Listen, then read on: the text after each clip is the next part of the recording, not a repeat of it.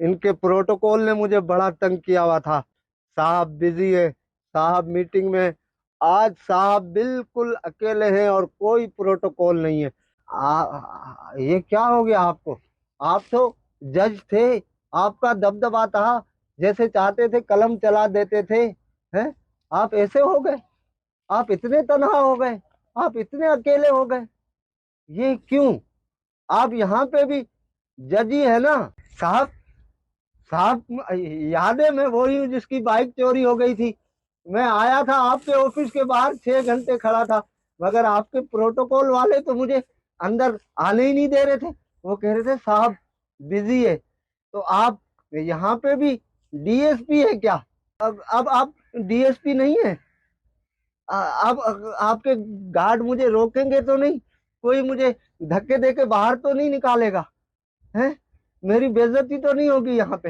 آپ تو وہی صاحب ہے نا جس کا لاہور میں الگ بنگلہ تھا, کراچی میں الگ, اسلام آباد میں الگ, اور آپ کی فیملی یو کے میں رہتی تھی. مگر آج کل آپ اتنی چھوٹی جگہ میں رہ رہے, تو لوگ کیا کہیں گے؟ آپ کی عزت پہ بات نہیں آئے گی؟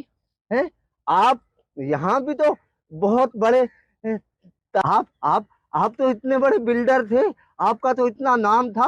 آپ تو ساری چیزیں بنا بنا کے لوگوں کو بیچتے تھے, اور اس کے بعد اس کی ڈبل فائل نکل آتی تھی. تو کیا یہاں پہ بھی کوئی ڈبل فائل ہے؟ یہاں پہ بھی آپ بلڈر ہیں؟ ارے صاحب آپ تو ہر چیز برانڈڈ پہنتے تھے. ہیں جوتے بھی برانڈڈ, بنیان بھی برانڈڈ, کپڑے بھی برانڈڈ ہیں.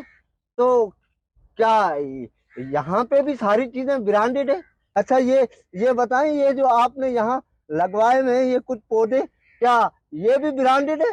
ارے یہاں تو مجھے نہ ڈی ایس پی مل رہا ہے, نہ مجھے جج مل رہا ہے, نہ مجھے برانڈڈ والے مل رہے ہیں, نہ مجھے بلڈر مل رہے.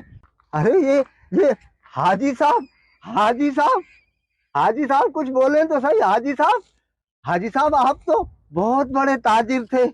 آپ چیزیں اسٹاک کر کے رکھتے تھے اور اس کے بعد اس کو ڈبل ریٹوں پہ بیچتے تھے.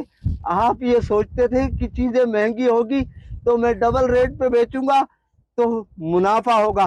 تو یہاں بھی آپ ساری چیزیں کیا ڈبل ریٹوں پہ بیچ رہے ہیں؟ اور کیا یہاں بھی آپ حاجی صاحب ہیں کیا؟